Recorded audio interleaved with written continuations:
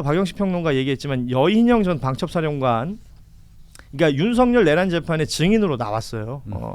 나왔는데 이 두 사람은 아시다시피 충암고등학교 선후배 사이이고 사적으로도 인연이 굉장히 깊은 것으로 알려져 있는데 그냥 윤석열이 그 재판 후반부에 직접 나와서 신문도 했었거든요. 그 과정을 보면 분명히 서로에게 떠넘기고 있다라는 감정이 확 들어옵니다. 윤석열이 나와서 무슨 얘기를 하냐면 그 이재명, 뭐 우원식, 뭐 이렇게 정치인들 이름 쭉 적혀 있었던 메모가 있었잖아요.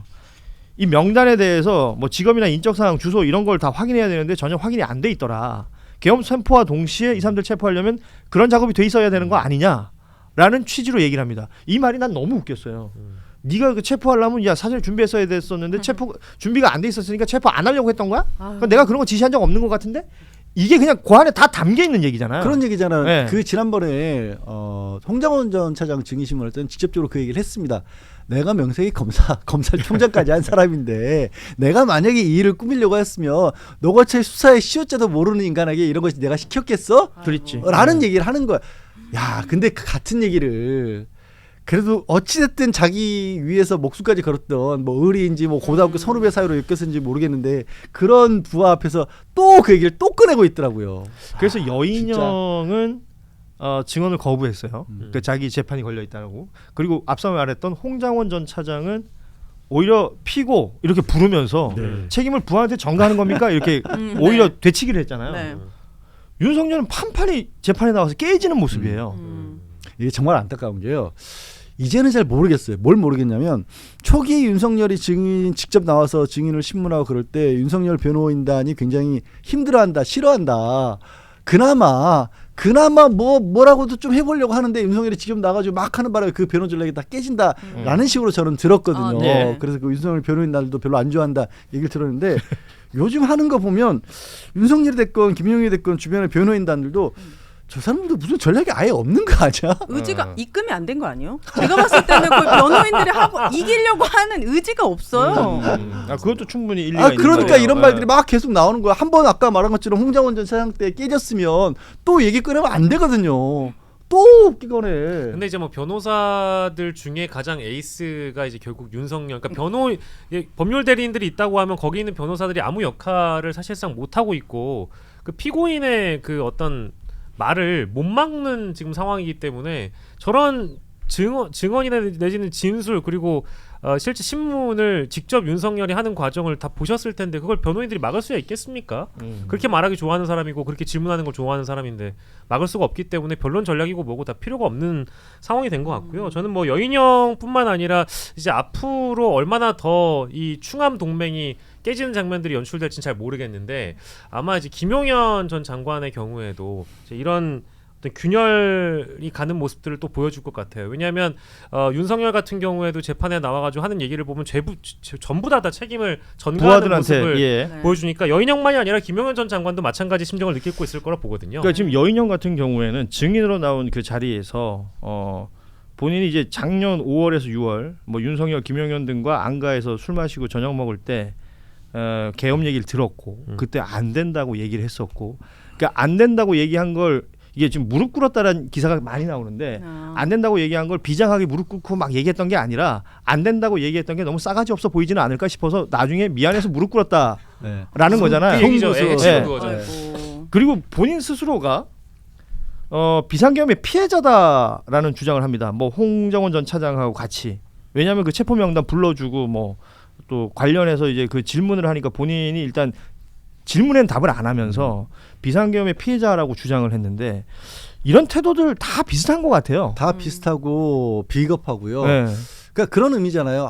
내가 원하지도 않았는데 이 일에 휘말리는 바람에 구속돼가지고 재판받고 내 평생이 날아갔다라는 건데, 그런데 그 전에 이 사람 자기 말 맞다나 저는 그 말도 다 믿진 않지만 계엄에 그렇게 적극적으로 나서진 않았더라도 최소한 소극적으로서 그냥 지시에 따랐던 것만은 분명히 보이잖아요. 그러니까 그 순간에 왔었을 때 자기 말 맞다나 평생이 어떻게 보면 군인으로서 살았고 그렇게 막 무릎을 꿇어야 할 정도로까지 직언을 했던 사람이라고 한다면 이거 따를 수 없습니다라는 얘기를 했었어야 하는데 그렇지 않았던 사람이에요. 그때 명백하게 메모가 나와 있었고 사실 저는 이것도 그래요. 5월, 6월 사이에 그런 자리가 있어서 그 자리에서는 마치 반대한 것처럼 얘기했지만 우리가 가장 그 뒤로 들었던 건 10월에 국군의날 행사할 때 그렇죠. 예. 다 같이 소맥 먹고 다 같이 으싸으싸 했다라는 얘기 또 들었잖아요. 그러니까 5월, 6월에는 그랬을지언정 10월, 11월, 12월에는 이 사람이 어떻게 바뀌었지도 모르는데 맞아요. 나와가지고는 자기는 아무것도 몰랐던 사람인 것처럼. 근데 정확한 건 그거예요. 사람은 누구나 긴박한 순간에 선택이 옵니다. 선택의 순간이 옵니다. 그 선택의 순간이 앞일을 어떻게 저할지는 아무도 모르지만 그때 그 많은 대한민국 국민들은요 맨몸으로 여의도에 뛰어갔어요. 그렇죠. 그리고 예. 본인이 했던 그 선택에 대한 책임을 져야 되는 거죠. 네. 당연하죠. 그거 이거 김용현 저기 여인영 씨가 그 5월 6월에 그 안가에서 있었던 일을 마치 자기가 무릎 꿇고 계엄을 만류한 것이라는 주장을 한 거잖아요. 근데 그 이후에 국회에 나와서 방첩사령관 자격으로 국민의 저기 더불어민주당 의원들을 맞닥뜨린 장면들을 보면 그때는 표정과 눈빛이 달랐어요. 저는 그런 공무원을 그런 군인을 태어나서 처음 봤어요. 예. 그 장면이 잊혀지지가 않습니다. 이런 세상 오만한 방첩사령관이라는 자가 도대체 어떤 놈이지라고 보면서 그 이름을 잊지 않았어요. 아, 여인영이라는 자는 충암 라인이고 윤석열의 수족과 같은 자이겠구나. 근데 부승찬 의원과의 그런 장면이라든지 설정이 있었죠. 예. 예, 뭐 이제 그런 장면들이 잊혀지지가 않는 겁니다. 그럼 그때 무슨 생각을 했을까요? 아, 이제 계엄이 가시화되고 실제 비상계엄과 내란이 성공하게 된다면 이 국회의원들 전부 다 우리가 고문할 수 있는데 그러니까 속으로 뭐 이런 거였겠지. 이놈의 자식들 뭐 이런 생각하고 깜도 안 있었겠지. 되는 예. 것들이 감히 우리가 어떤 자들인 줄 알고 까불고 있다라고 이제 국회의원들을 무시했었던 거 아닙니까? 근데 그런 모습과 비교하자면은 무릎 꿇고 만류했다라는 장면은 네. 일단 대조가 잘 안 돼요. 그러니까 자기 이게 살겠다고. 지금 이 타이밍에 와서 소위 말하는 스토리텔링들이 네. 엄청 들어가고 있는 것 같아요. 맞습니다. 예. 자기한테 유리한 것들만 골랐어요. 그런 것들을 그러니까 증언을 거부한다라고 하면서 이런 얘기들은 한단 말이에요. 그러니까 저는 이런 나중에 모습이 보여지는 거예요. 윤석열 씨가 지금 남 탓하는 거 지금 엄청나잖아요. 한 무기징역 받으면 나중에는 이제 전 윤 어게인을 원망하면서 당신들이 나를 그렇게 응원하고 더 나아가 이제 성경 읽었으니까 이제 하나님 왜 나에게 그런 말씀을 하셔가지고 그러니까 이런 망상 증세까지 갈 것 같다. 네. 아, 그리고 여인영은 그 얘기도 해야 되는데 그 이제 명단 관련해 가지고 네. 그 얘기 하잖아요. 저 그게 너무 황당했어요. 그러니까 변론 전략으로서 나는 무릎 꿇고 계엄을 만류한 군인이었다. 그리고 우리 막 눈물 흘리면서 부하들에게 미안하다는 장면까지 막 보여주지 않습니까? 근데 나중에 명단 관련 얘기를 하는데 12월 4일 오후에도 우리 방첩사 부대에 있는 사람들은 김어준이 김호중인 줄 알았다. 아, 이게 말이 되는 얘기예요? 그때 김호중 씨는 이미 감옥에 있었대요. 김호중은 감옥에 있었죠. 그러니까 근데 감옥에 있는 사람 뭐 어떻게 또 집어넣어? 그 말이 되냐고. 그러니까 아니, 방첩사의 뭐 수사단장이든 뭐 본인을 포함해가지고 본인이 불러준 명단 아닙니까? 지금 근데 이 이야기는 되게 중요한 게 뭐냐면요. 저는 그 타이밍이라고 봅니다. 12월 3일 비상계엄 선포하고 그 돌아오는 새벽 1시쯤에 비상계엄이 해제가 됐죠. 그 이후 상황이에요. 예. 이 명단이 적혔다는 게 그렇죠. 김현지, 강위원, 정진상, 이석기 이렇게 이름이 적혀 있는데 네. 흔히 말하는 이재명 대통령 측근들이다. 장관이 그러니까 김용현 장관이 문제 있다고 한 사람들 적어 놓았다. 군 검찰에서 말했다라는 부분을 인정하냐라고 이제 윤석열 변호인 쪽에서 물어봐요. 네. 장관이 뭐라고 말을 하면 적지 않느냐? 습관적으로 적은 것이다. 그리고 강위원이라는 인물 지금 전남 경제부지사인데요. 이름이 위원이에요. 예. 위원이에요, 그래요? 위원. 그러니까 사람 이름인지도 몰랐다. 뭐 혁신위원 뭐 그런 위원인 줄 알았다. 그러니까 변호인이 뭐랄까 이제 판을 깔아주고 별거 아닌 거잖아요. 뭐 이런 식으로. 거기에 이제 쓱 얻는 듯하게 별거 아니다라는 취지로 얘기하는데 가장 중요한 건 생각해 보세요.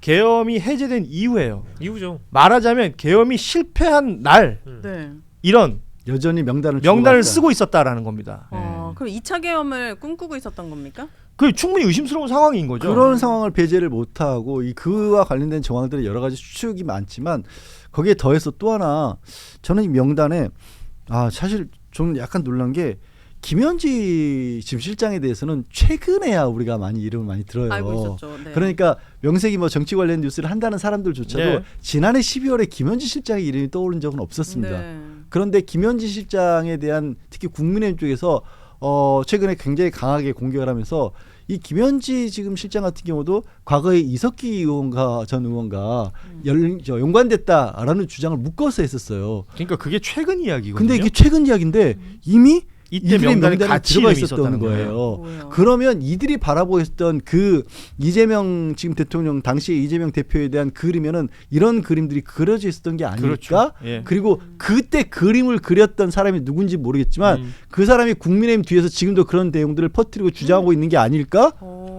여전히 내란 세력들은 버젓이 지금 뿌리를 잡고 흔들리지 않고 있는 거 아닌가? 이렇게 생각이 들어요. 이 명단만 봐도. 한동안 현수막에 김현지 실장 이름이 계속 있을 때 그럼 저게 뭐야라고 했을 때 극우적인 생각이라고 얘기를 했었어요. 극우적인 집단들에서 저 얘기를 한다. 그리고 국민의힘이 그걸 받아왔습니다. 근데 그거보다 훨씬 이전인 작년 연말에 그 비상계엄이 실패한 그날 이름이 등장하는 거예요. 그리고 그 않아요, 라인업에 맞춰서 이 강의원이라는 인물 지금 전남 경제부지사라고 제가 말씀드렸는데 한총련 의장 출신이거든요. 그러니까 소위 말하는 운동권 라인으로 그 세대들에게 유명하고 알려져 있는 인물들인데 이렇게 라인을 맞춘 거예요. 그러면서 왜 김현지 실장 공격할 때 중에 중요한 포인트 중에 하나가 색깔론이었습니다. 네.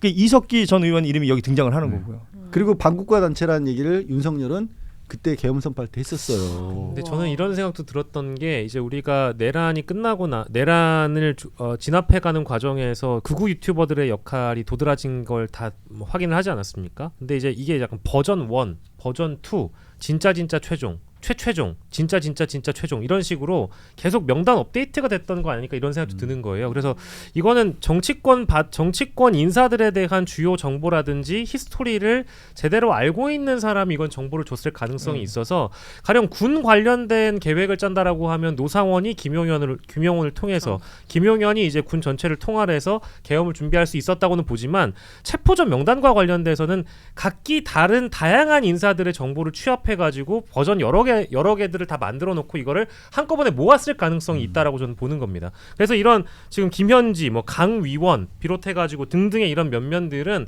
아마도 제가 보기에는 꽤나 이 정치권 바닥을 잘 아는 사람이 정보를 줬을 가능성이 높아서 그게 아마 우리가 흔히 지금 알고 있는 극우 유튜버들이나 극우 유튜버 출신들 중에도 굉장히 다양한 인사들이 있잖아요. 예. 제가 따로 이름은 언급하겠습니다만 K모 씨라든지 이런 분들이 정보를 줬을 가능성이 있다. 그런 생각이 들죠. K모 씨요? 예, 아마 이제 동일한 성을 쓸 겁니다. 정치권 출신. 저요? 네. 아, 저희 집안에 그분 얘기하시는 건가요? 맞습니다. 예. 아 집안 사람이에요? 뭐 성만 같아요. 누군데요? 거의 있어요. 고추자? 아 진짜 나 참. 그렇게 막 집안 사람 엮기 시작하면 여기랑 여기도 집안 사람이에요. 아, 예. 곤란해지는 네. 질문이었습니다. 자, 오늘 우리 오윤혜 씨가 4시에 이후 일정 때문에 우리 방송이 원래 4시잖아요. 가셔야 된다고 해서 네. 제가 지금 마음이 초조해가지고 네네. 뭐 오늘 좀 일찍 일어나죠. 뭐. 아, 네. 예, 뒤에 들어오실 분들도 와 있다고 하니까. 네. 아, 제너럴스 하시네요. 네. 그리고 박영실 평론가도 가야 돼요? 예, 아니요 안 가도 되죠. 예. 안 가도 되잖아요. 30초 채우고 가세요. 30초 더 쳐도 네. 됩니다. 30초 말고 더 있어요. 더 있어도 아, 됩니다. 네, 예. 아직 신인규가 도착을 안 그래요? 그거 있죠, 뭐. 예. 네. 네, 인규 오면 일어나겠습니다. 예. 네. 자, 오윤혜 씨하고는 여기서 인사 나누겠습니다. 네, 감사합니다. 고맙습니다.